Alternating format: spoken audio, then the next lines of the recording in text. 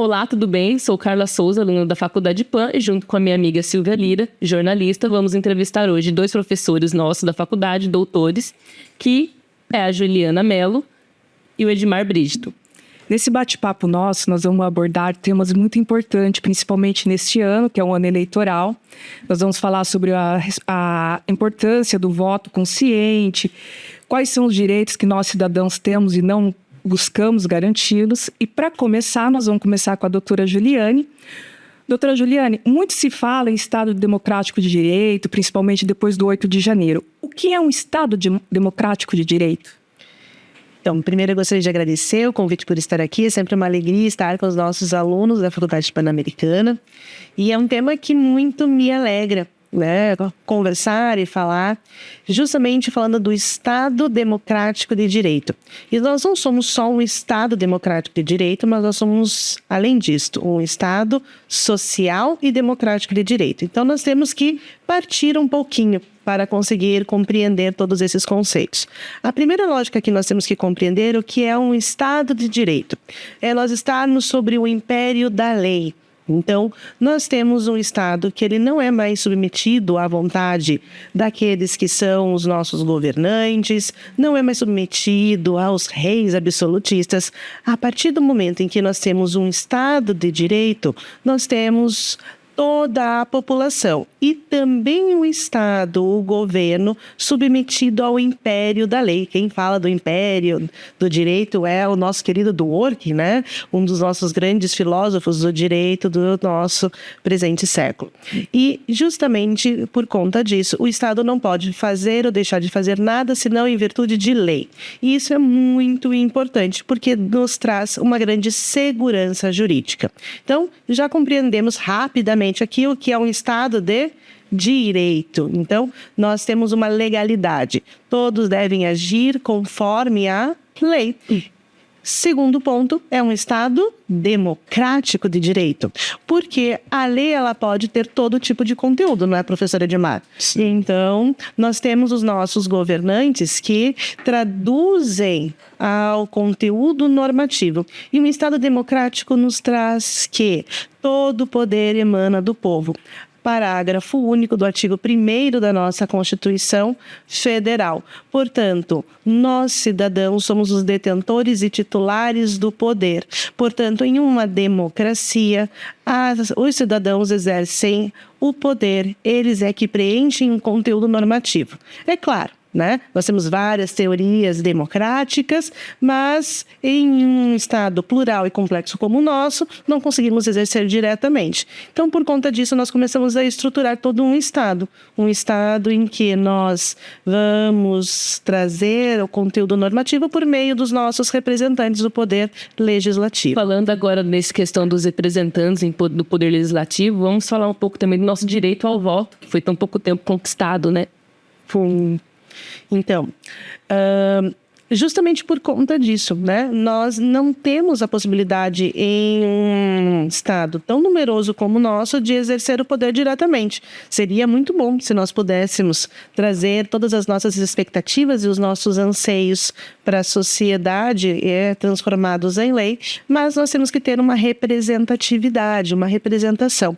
Então, por conta disso, nós elegemos os representantes, sejam os nossos representantes para a confecção das nossas normas jurídicas que estão representados no Poder Legislativo ou os nossos representantes no Poder Executivo que irão executar essa lei. Então, eles administram, eles aplicam todas essas nossas normas. E nós fazemos isso por meio do voto. Então, um Estado democrático é um Estado em que o poder exerce o povo. Lincoln dizia que um Estado democrático, a democracia, é o exercício do poder pelo povo e também para o povo. A importância desse poder que nós temos hoje, direito ao voto. Ela é fundamental, não é, professora Edmara? É o nosso direito fundamental. É um direito e é um dos nossos direitos fundamentais e não somente um direito fundamental, mas ele é previsto expressamente no parágrafo 4º do artigo 60 da nossa Constituição como uma cláusula pétrea, né? O que é uma cláusula pétrea? Pétrea lembra de pedra, ninguém mexe. Então, o nosso voto universal, direto, não censionário. Então, nós não temos peso de voto, todos os votos têm exatamente o mesmo peso. É algo que nós não podemos alterar de maneira alguma no nosso Estado. E é uma das grandes conquistas que nós temos dentro do nosso Estado brasileiro. E assim, para deixar um pouco claro, e aí as pessoas têm dúvida, né? Ou muitos ainda não sabem o que é uma Constituição, né? Esse é um tema super importante. Eu sempre brinco, né, com os meus alunos, que eu entrei na faculdade de Direito, professora Edmar, sem saber o que era uma Constituição. Por mais absurdo que isso possa parecer, como que alguém que quer fazer um curso de Direito não sabe o que é uma Constituição? E se eu entrei na faculdade querendo estudar o Direito, a Carla também entrou sem saber e entender o que é uma Constituição. Quantas pessoas podem não conhecer? E a Constituição, eu sempre brinco, né, pessoal, que ela é o sol das nossas normas, ela é o ápice. A Constituição, ela é a maior norma jurídica que nós temos dentro do nosso sistema de normas.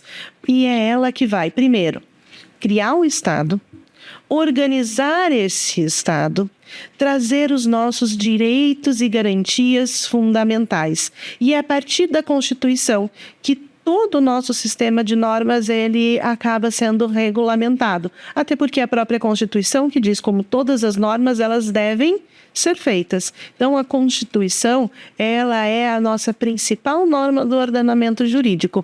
É ela que é a chefe de todas, a que manda em todo mundo. Né? Porque dentro de um sistema que a gente irá dizer que ele é hierárquico e escalonado, né? Pensa que a gente tem chefes, a Constituição está lá em cima, é a nossa CEO, é a que manda em todo mundo. Doutora Edmar, a sociedade passou por um longo processo, sempre buscando se organizar de uma forma que pudessem viver em paz, né? Porque o homem precisa de uma organização para viver em paz, ele precisa de um contrato, né? Nossa Constituição seria esse contrato. Como que o senhor poderia definir essa organização nossa em executivo, legislativo, judiciário? Porque muito se fala nesses três poderes e a maioria das pessoas não sabe o que cada um é, os limites de cada um e para que servem. Muito bem. Então, primeiro quero agradecer a Silvia, a Carla, pelo convite e dizer que é uma alegria estar aqui com a professora Juliane, conversando sobre um tema tão importante que diz respeito à nossa vida de maneira direta, né? Não só para quem estuda direito, mas para todo cidadão brasileiro é importante pensar essas questões. Acho que para responder essa pergunta, né, sobre a organização do Estado, a divisão do poder, quem faz o quê, nós temos que pegar um gancho na resposta da professora Juliane, que é a questão do Estado democrático de direito. Então, veja, se esse modelo de Estado, né, que nós conhecemos hoje, ele é um modelo muito recente, né? Ele remonta lá à Revolução Francesa, ele começa a ganhar corpo a partir do século XIX, então faz muito pouco tempo. E a gente tem a contribuição de grandes pensadores que nos ajudam a estruturar esse Estado, né? Grandes pensadores contratualistas que trabalham com essa ideia de um contrato social que estabelece, né, os limites da ação de cada um dentro desse Estado.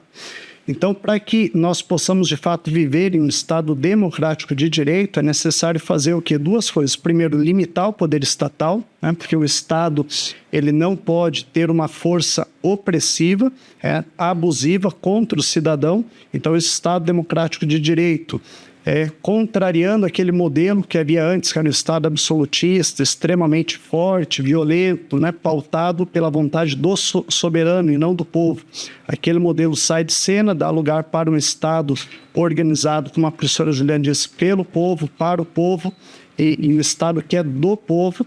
E nesse Estado nós temos então que dividir o poder para que ele não fique concentrado na mão de um único soberano. E aí essa é uma teoria que remonta lá ao pensamento do Montesquieu, né, dividir o poder em três partes, executivo, legislativo e judiciário, para que cada um desses três poderes possa exercer funções que são típicas do seu poder, da sua função, e assim efetivar aquilo que é a finalidade última do Estado, que é a igualdade, né, a fraternidade, e a liberdade, que a gente possa ter esses princípios efetivados. Então nós temos hoje, né, de forma muito visível no Estado, né, uma organização política que inclusive está consagrada na Constituição, numa cláusula pétrea, está lá, né, divisão dos poderes, Isso não pode ser alterado. Nós sabemos que o Executivo tem uma função específica, administrar a administração pública, né? O Legislativo produz as leis, né? Aprova as leis, e o Judiciário ele vai julgar, ele vai ver se de fato interpretar as leis e aplicar elas no caso concreto.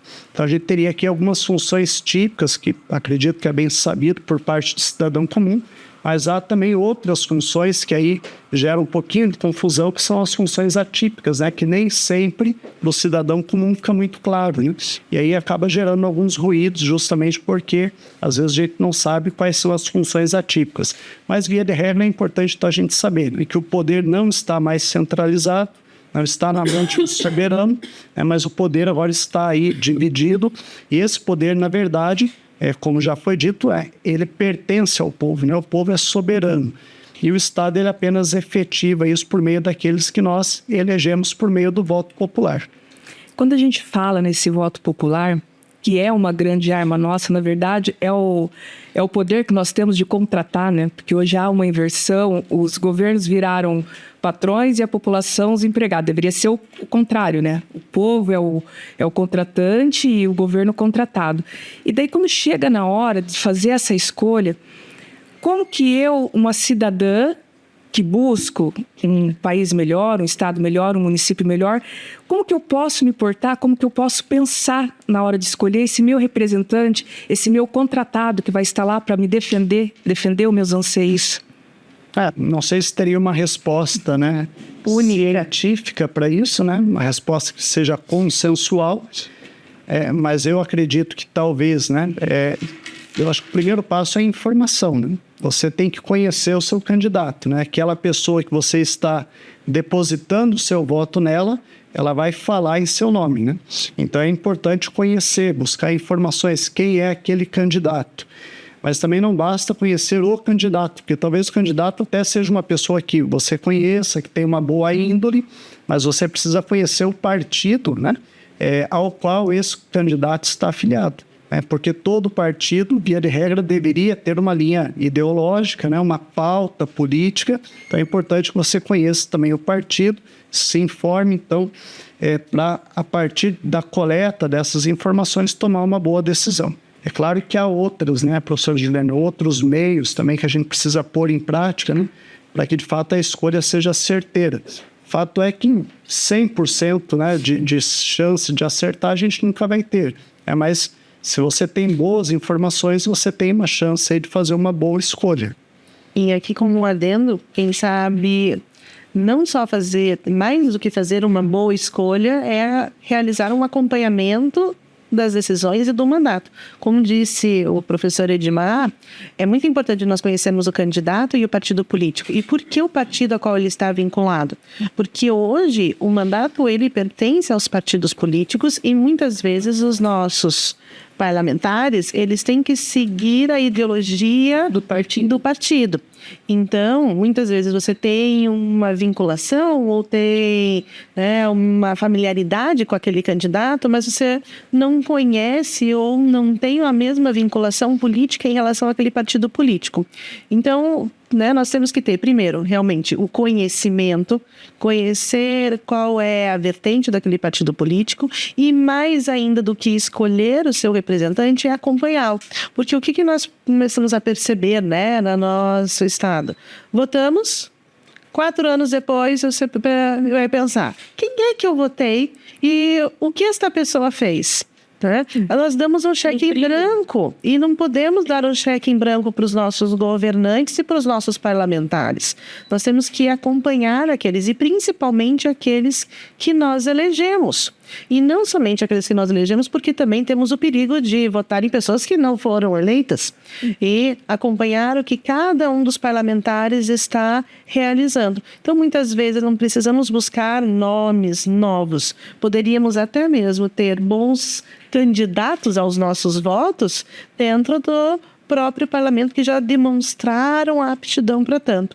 Então, eu sempre digo, professor Edmar, Silvia, Carla, que a cidadania, às vezes, ela dá um pouco de trabalho. Muito. Dá, porque nós temos que nos informar, temos que conhecer, buscar informações, mas esse é um preço que vale a pena ser pago, porque é uma melhoria do Estado e a cidadania não é somente um direito, porque todo mundo fala, eu tenho direito ao voto, eu tenho direito à cidadania. Nós temos que lembrar que é um binômio. A todo direito corresponde um dever. E a cidadania, ao mesmo tempo que é um direito, é um dever nosso. É um dever enquanto membros desse Estado, e nós estamos formando, e lembrando aqui em teoria do Estado, que um dos elementos do Estado é justamente quem? O povo, nós, o povo, temos que participar ativamente. Então, não só escolher, né, todas essas dicas aqui, ou indicações que o professor Edmar trouxe em uma escolha, mas também ressalto que é muito importante o acompanhamento dos mandatos dos nossos parlamentares. Sejam aqueles que nós elegemos, principalmente, mas se não elegemos, vamos também acompanhar o que aqueles que foram eleitos pela maioria... Que até em questão, quando a gente fala da ideologia do partido, vai demonstrar o que eles vão estar defendendo. Qual é a bandeira, Qual é a bandeira deles? O que vocês vão estar defendendo ali na hora de estar votando? Eles vão me defender? Eles vão fazer projetos de leis que vão estar nos defendendo, que vão estar nos protegendo? Aproveitando essa fala da minha amiga Carla com relação a defender, a doutora Juliana falou muito bem, toda a democracia tem um dever e tem um direito. E hoje o que a gente percebe é que a maioria das pessoas não sabe qual é o direito dela. Ela sabe que ela tem a obrigação de votar, que não é uma obrigação, seria mais que um direito dela, né? Mas ela entende como uma obrigação. E quando a gente fala em Constituição, ninguém conhece, ninguém sabe que lá está salvaguardado todos os nossos direitos, né? Enquanto cidadão, direito de não ser mais torturado, de não ser oprimido, de ter o mínimo para poder sobreviver no Estado. Doutora Juliane, quando a gente fala nesses direitos, hoje, quais são os direitos, assim, não vamos falar em todos, que são vários, mas quais seriam os direitos, assim, mais importantes, os supras dos supras, que as pessoas... Tops. As pessoas têm que ter em mente que ela é detentora daquele direito para que ela possa cobrar isso. Não só dos seus representantes, mas de quem também guarda, né, os nossos direitos, que seria o judiciário, né? Que pergunta difícil, né?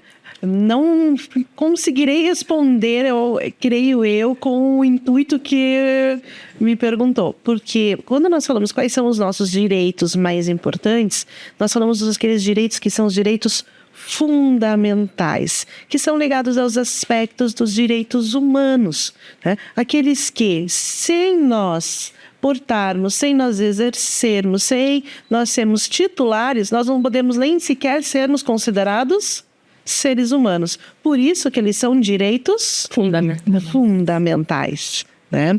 Então, nós temos na nossa Constituição, que é linda e maravilhosa, no artigo 5º, todo um catálogo de direitos fundamentais. E digo que a tua pergunta é muito difícil, porque nós temos mais de 70 incisos, em que cada um dos incisos, inclusive, ainda podemos ter vários outros direitos. E não só no artigo 5º, nós temos todo o artigo 6º que nos trazem os nossos direitos sociais.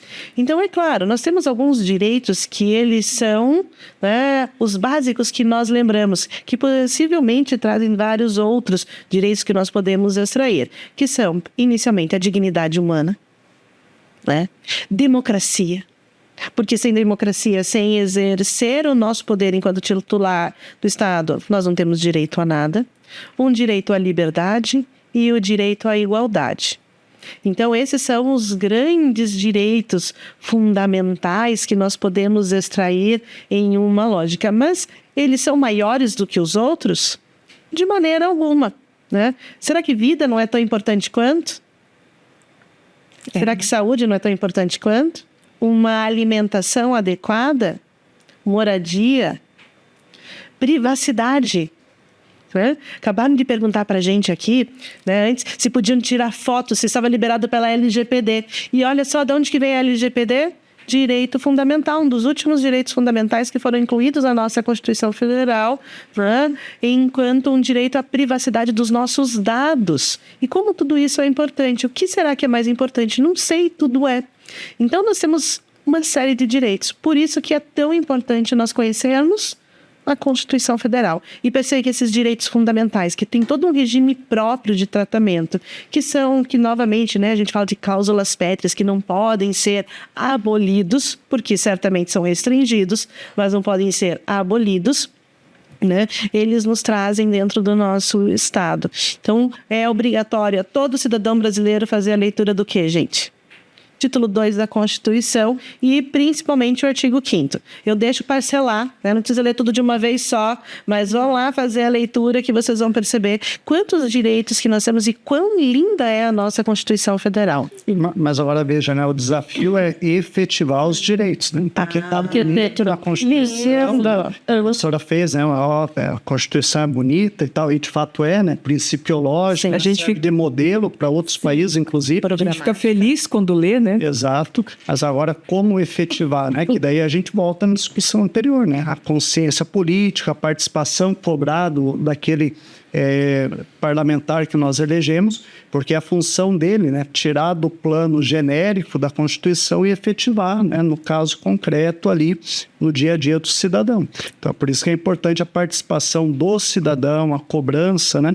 Para que, de fato, o parlamentar ele possa cumprir com aquilo que a Constituição nos assegura, né? Então, os senhores consideram perigoso uma nação que não consegue escolher bem os seus representantes? Sim. Esse é um risco, né? Esse é um risco. E o que é não escolher bem os seus representantes? Boa pergunta. Doutora Edmar? Eu gosto de uma frase de Platão, né, que diz que não há nada pior do que ser governado por alguém que é pior do que nós. Sim. Entende? Então, o que o Platão quer dizer, né? Que você tem que escolher bem aqueles que vão governar, né? Os sábios devem governar, aqueles que estão bem preparados, né? Veja como é importante a gente pensar nisso, né? Porque a professora Juliane falou, né? Olha, o exercício da cidadania dá trabalho, né? Dá. Mas agora você renunciar a isso, o custo é muito mais alto, né? Com certeza. Então, o custo é muito alto, porque, veja, qual seria a consequência de uma má escolha? É variada, mas você vai ter o quê? Uma corrupção generalizada, né? Se você deixa a máquina se autogerir, né? Você vai ter ali a desigualdade vai se ampliar, né? O desemprego vai se ampliar. Então, é preciso que a gente tenha essa consciência de que nós devemos pesquisar bem, votar de forma consciente, né? Escolher aquele que... uma outra frase do Platão, né? Que a democracia é a melhor forma de governo entre as piores, né? Entre as piores é a melhor, né? Então, veja, entre os candidatos, escolher aquele que é o menos pior, né? Porque, de fato, não existe aquele que é perfeito, ideal, né? Mas aquele que é menos pior, que está mais apto para o exercício. Pelo menos saiba o que está fazendo dentro do Poder Executivo e do Legislativo. E que minimamente tem esse compromisso, né? Com o bem comum, né? Com o Estado democrático de direito. Então, é um risco quando nós, como a Silvia nos provocou, né? Quando nós não escolhemos de forma consciente, né? E daí, será que essa nossa mal escolha abriria espaço daí para o judiciário começar a cumprir com o dever que não é dele, que ele vai começar a legislar, ele vai começar a buscar a garantia de direitos, vai começar a buscar, não vou dizer a justiça, mas o que seria o mais justo para a ocasião, e isso seria perigoso? Não é uma questão de ser um perigo. A grande questão é que o Poder Judiciário, sobretudo o Supremo Tribunal Federal, ele tem como função ser o guardião da nossa Constituição Federal.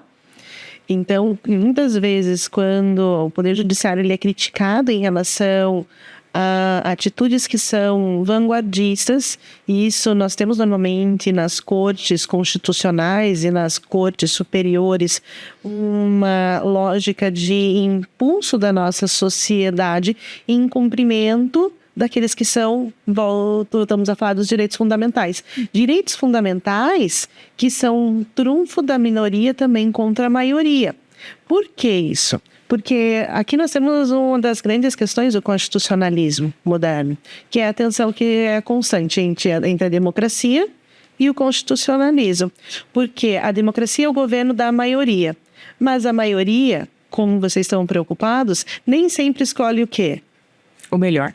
Bem, ou melhor, ou muitas vezes, como disse o professor Edmar, aqueles que estão de fato comprometidos em exercer uma função pública e atingir o interesse público, aqui pegando, né, um conceito do direito administrativo, que é a finalidade que todos nós deveríamos ter. Então, o papel do Poder Judiciário é assegurar o direito dessas minorias, que também estão representadas pelo constitucionalismo. E é nesse momento que, algumas vezes, o Poder Judiciário ele é visto como ativista, mas não, ele está tão somente o quê? Garantindo e preservando a Constituição Federal. E a gente percebe, para a gente não falar de exemplos aqui, mas pelo menos uma vez por mês aparece um projeto de lei que é um grande escândalo. Eles têm coragem de apresentar certos projetos de lei que são, obviamente, o quê? Inconstitucionais, que não estão cumprindo com aquilo que lá em 1988 nós decidimos que são os fundamentos e os valores do nosso Estado. Então é aí que entra o papel do Poder Judiciário em garantir a supremacia da Constituição. Mas aí veja como... Que bom, né, que o judiciário está atento a isso, né? Sim. Porque muito pior seria, né, se o legislador aprovasse leis, né, que não são, né, que não têm como finalidade o bem comum, né, que é os interesses do povo, né, que é o verdadeiro mandatário, e não tivesse uma corte capaz de fazer uma intervenção cirúrgica, né, pontual para evitar, né? E quando a gente fala em constitucional, às vezes muitas pessoas não entendem, mas inconstitucional quando viola os nossos direitos, né? Quando está saindo uma lei que vai estar ultrapassando o nosso poder, o poder do povo. A Constituição Federal, né? Que é a nossa maior norma. Então, o lamento fala assim, entre a Constituição e uma lei, a lei é mais forte. Não, a lei está abaixo, ela tem que respeitar a Constituição. E se ela não respeita a Constituição, ela não tem fundamento de validade. Por isso que age o nosso Poder Judiciário. E é justamente para isso que Montesquieu criou a teoria dos poderes. Que hoje a gente, na verdade, não fala nem mais em poderes, porque o poder ele é uno. É como o professor Edmar falou, das funções típicas. Então tem uma função executiva, na função legislativa e na função judiciária, em que um poder controla o outro, porque se eu tenho uma única pessoa exercendo todas essas funções, eu tenho um absolutismo jurídico, eu tenho um retorno àquele Estado que o professor Edmar acabou de falar na nossa conversa, em que o Estado ele deixa de ter qualquer tipo de limite, porque ninguém o controla. Mas não são só os poderes que controlam, também o cidadão tem o papel de controlar o Estado, e nós temos um grande poder na mão, e isso é muito importante. E, Edmar, como a filosofia do direito pode ajudar nós, a sociedade, como pode estar fazendo que a gente está refletindo mais sobre o direito? O que a filosofia traz? Porque ela é muito importante. Olha, Carla, se a gente quer pensar um pouquinho o Estado hoje, né? Toda essa nossa conversa que ela está toda nutrida por conceitos que vêm lá da filosofia do direito, né? Então, todos os teóricos que nós citamos aqui, né? Os pensadores que embasam essa discussão, vem do campo da filosofia, de modo específico da filosofia do direito. Acho que a grande contribuição dessa área do saber é justamente despertar uma reflexão crítica, né? Uma característica que eu acho interessante da filosofia do direito é que ela nos convida sempre a buscar os fundamentos das coisas, né? Então, veja, qual que é o fundamento da liberdade? Qual que é o fundamento do Estado democrático de direito, né? E quando a gente busca o fundamento, não é só aquilo que dá sustento, né? Mas também qual é a finalidade de tudo isso, né? Porque às vezes a gente fica numa discussão, que numa briga, às vezes, a gente nem sabe por quê, né? Não consegue nem interpretar o que está querendo aonde. A gente quer chegar aonde com tudo isso, né? Então, a filosofia ela é sempre esse convite, né? Para encontrar o fundamento disso, porque, né, como o Heidegger vai mostrar, né, a verdade está lá no fundamento. Então, se a gente quer lutar por liberdade, por igualdade, né, por uma sociedade justa, a gente precisa conhecer o quê, né? Conhecer a origem de tudo isso. A essência. Então, a filosofia é sempre esse convite, né? Para que a gente possa, de forma crítica, olhar para o passado, aprender com esses grandes pensadores e olhar para o presente e ver o que a gente pode mudar, né, para efetivar isso. E teve esses... Eu estou refletindo muito essas semanas, que até nós estamos em ano eleitoral, que foi uma coisa que eu aprendi na sua aula, que você falou sobre o diálogo, né? Que o direito, ele é o diálogo, ele é a conversa. E muitas vezes as pessoas falam que política não se discute. Mas a gente está num ponto que a política, ela tem que ser discutida, né? Ela tem que ser ouvida. Um e os outros, às vezes, a gente discute ela, mas a gente tem que aprender a ouvir um ou outro para a gente chegar em algum lugar. Porque se a gente não discutir a política, a gente não vai avançar democraticamente. Exato, esse é o grande desafio que nós temos hoje, né? Que é colocar as pessoas em volta de uma mesa e propiciar um diálogo que tenha qualidade, né? Infelizmente, talvez falte uma cultura ainda, né, para que a gente possa chegar nesse nível de debate. Mas é fundamental, né, que o cidadão brasileiro tenha consciência do seu papel, né, enquanto cidadão, possa debater questões políticas, né, superar os partidarismos, né, porque se ficar só no nível do partidarismo não resolve nada. Então, superar isso e a gente pensar o que nós queremos para o Brasil enquanto, né, nação, né? O que nós queremos? É que Brasil que nós queremos construir. E isso só vai ser construído se a gente tiver essa capacidade habermasiana de dialogar, se entender, né? Deliberar, né? E chegar a alguns consensos possíveis. Que governo eu quero. Eles aprenderem a se ouvir, né? A gente só consegue chegar.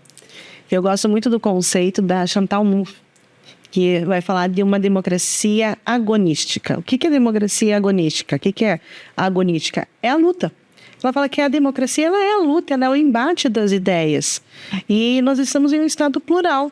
Eu sempre brinco, né, que se nós colocarmos e perguntarmos aqui alguma questão muito irrelevante, né? O que acham sobre este copo d'água? Certamente cada um de nós terá uma opinião diferente em relação a isso. Mas nós temos que ter a capacidade do quê? Respeitar a opinião do outro. É isso que a Chantal vai falar entre eles e o nós. E tudo bem, existem posições políticas diferentes. É claro que aquele que tem uma posição de esquerda, ele sempre terá a posição de esquerda, e aquele que tem a posição de direita sempre terá uma posição de direita, mas isso não impede o quê?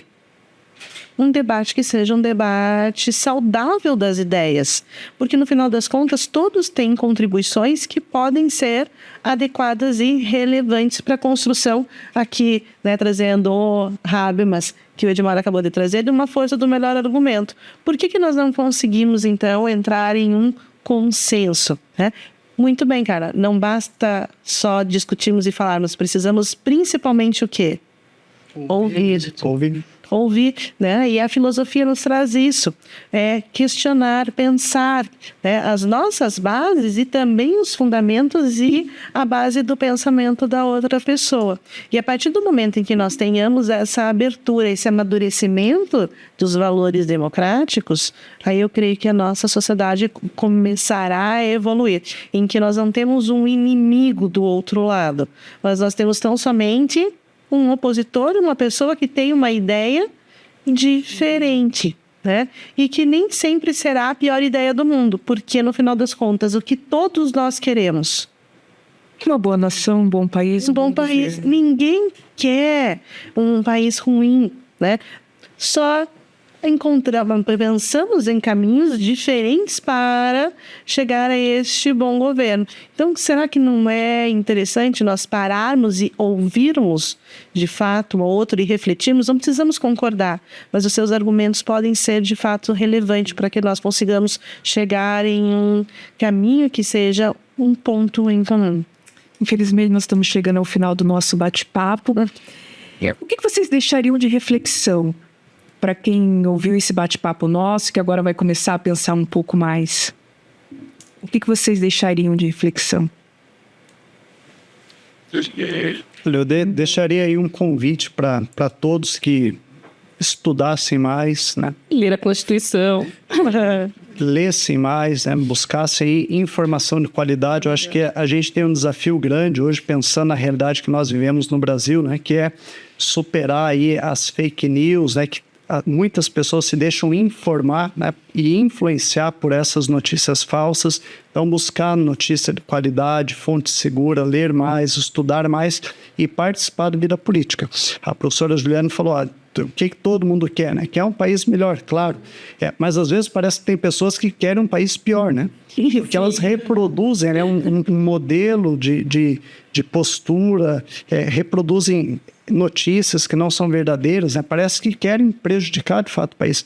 Então é preciso ter essa honestidade intelectual, né? Buscar conhecimento, se informar e participar ativamente da vida política. Deixaria esse convite para todos aqueles que nos acompanham. Então, pegando o gancho do professor Edmar, não vamos delegar aos outros aquilo que é nosso dever. Porque se nós delegamos aos outros, né? Eu elejo um salvador e acho que ele vai resolver tudo, eu não cumpri com o meu dever. Né? Então, eu não posso, quem sabe, responsabilizá-lo por completo, porque eu também estou relegando da minha responsabilidade. Eu fui omisso primeiro. Sim, não existem salvadores. É a primeira mensagem, né, que nós poderíamos pensar. E se não existem salvadores, quem nos salvará? Nós mesmos. Então, começa por nós fazendo a diferença. Sim, e como que nós faremos isso? Buscando informação, conhecimento, criticando, pensando esse nosso Estado, né? E também todas as informações que nos trazem. Então, busquem informações. A nossa Constituição, ela tem muitos desafios, mas tá lá. É só nós seguirmos, né, alguns passos que certamente o caminho já foi traçado em 1988. Então, se nós conhecermos os nossos direitos, principalmente dos nossos deveres, e nós estivermos em uma praça e esfera pública deliberando e criando um Estado melhor, tenho certeza que o nosso Estado também irá melhorar. Então, vamos participar da esfera política, vamos pensar, né, buscar informações que são corretas e adequadas e, principalmente, não repassar, né, informações que são, no mínimo, duvidosas. Então, se não tem certeza da veracidade, muitas vezes é melhor você, né, raciocinar um pouquinho, questionar, para aí sim nós termos valores democráticos que são mais acirrados.